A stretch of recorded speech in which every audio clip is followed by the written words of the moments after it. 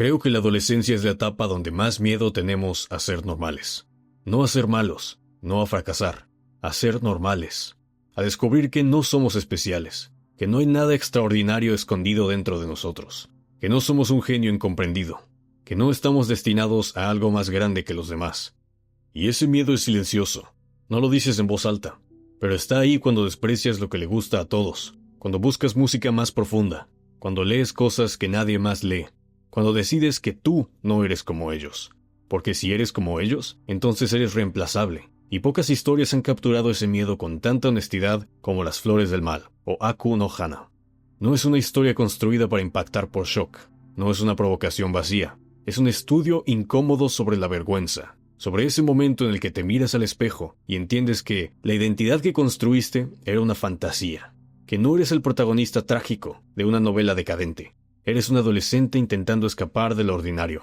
Y eso duele más que cualquier humillación. El manga sigue a Takao Kasuga, un estudiante que vive en un pueblo pequeño, aburrido, aparentemente sin nada especial.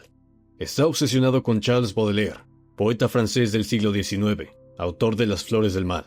Baudelaire escribía sobre decadencia, deseo, pecado, belleza en lo corrupto. Era el símbolo del artista maldito.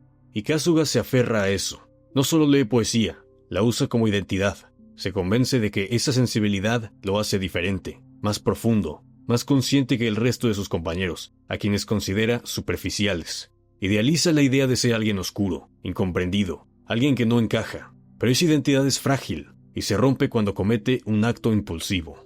Roba el uniforme de gimnasia de la chica que le gusta, Saeki. No lo hace por perversión pura, lo hace en un momento de impulso, de mezcla entre deseo, culpa y curiosidad. Y entonces aparece Nakamura. Ella lo ve, lo descubre y decide no denunciarlo. Decide algo peor, confrontarlo. Ese es el verdadero inicio de la historia. No el robo, sino el momento en que alguien ve a través de tu máscara. Kasuga no roba el uniforme porque sea inherentemente perverso. Lo roba porque quiere romper algo. Quiere sentir algo que confirme que es distinto. El pueblo lo asfixia, la rutina lo aplasta. La normalidad le parece una condena. Y en lugar de aceptar que esa sensación es parte de crecer, decide convertirla en identidad. Muchos adolescentes no quieren ser buenos, quieren ser especiales. Y si no pueden ser admirados, prefieren ser incomprendidos. Si no pueden ser héroes, al menos serán monstruos. Porque incluso el monstruo es único. Kasuga utiliza la literatura como escudo. Baudelaire no es solo una influencia artística, es una coartada mental, moral. Yo no soy como ellos. Ellos viven en la superficie. Yo veo lo oscuro. Pero cuando Nakamura lo confronta, esa narrativa se desmorona, porque ella no lo admira, no lo romantiza, no lo trata como un artista maldito, lo ve como lo que es, un chico confundido jugando a ser profundo. Y esa es la verdadera humillación, no el acto, sino la pérdida del relato que te hacía sentir especial. Es fácil etiquetar a Nakamura como manipuladora, como la villana, porque es cruel, porque es incómoda, porque empuja a Kasuga a situaciones extremas. Pero reducirla a villana es simplificar algo más complejo. Nakamura también está atrapada en el mismo pueblo, también desprecia la superficialidad, también siente el vacío. La diferencia es que ella no lo disfraza con estética. Ella no necesita poesía para validar su rabia. Es directa, violenta en su honestidad. Cuando empuja a Kasuga, no lo hace para corromperlo, lo hace porque detecta la mentira, porque ve que su rebeldía es performativa, que su identidad está construida sobre pose, y en vez de permitirle seguir jugando a ser diferente, lo obliga a llevar su fantasía hasta el extremo. Lo arrastra al escenario, lo expone ante sí mismo, no para destruirlo, sino para obligarlo a decidir. ¿Eres realmente ese monstruo que dices ser, o solo te gusta imaginarlo? Por eso incomoda tanto, porque Nakamura no romantiza el dolor adolescente, lo desnuda, y cuando lo desnudas, deja de ser épico, se vuelve torpe, ridículo, humano.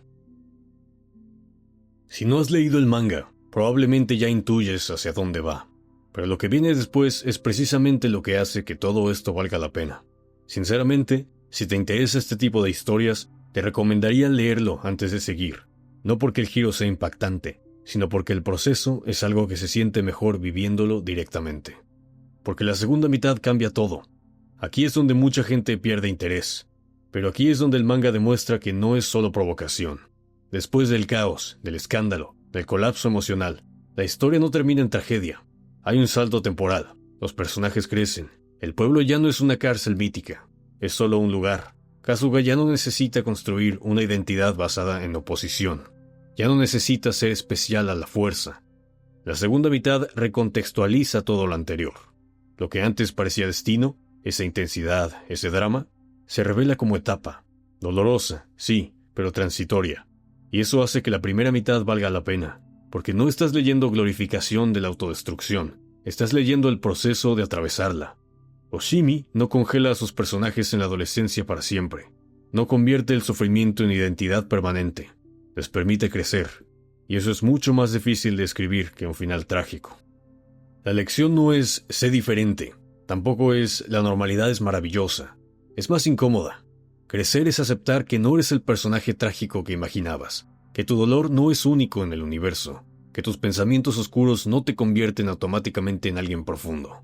Y que el mundo no te debe una narrativa especial. Pero también significa algo más, que no necesitas ser extraordinario para que tu vida tenga valor, que el hecho de que seas común no te hace insignificante. La adolescencia exagera todo, el amor, el rechazo, la vergüenza, la identidad, pero la adultez no elimina esas emociones, solo las coloca en perspectiva. Y eso es lo que Aku no Hana hace mejor que casi cualquier otra historia sobre crecer. Aku no Hana no es cómodo. No es bonito, no es inspirador en el sentido tradicional. Es incómodo porque te recuerda una versión de ti que preferirías olvidar. La versión que necesitaba sentirse distinta a cualquier precio. La versión que confundía intensidad con profundidad. Y quizás lo más difícil de aceptar no es que fuimos ridículos, sino que todos lo fuimos. Que esa exageración, esa vergüenza, esa necesidad desesperada de ser especiales, era parte del proceso. Y que crecer no fue convertirnos en algo extraordinario, fue aprender a vivir sin esa fantasía y seguir adelante de todas formas.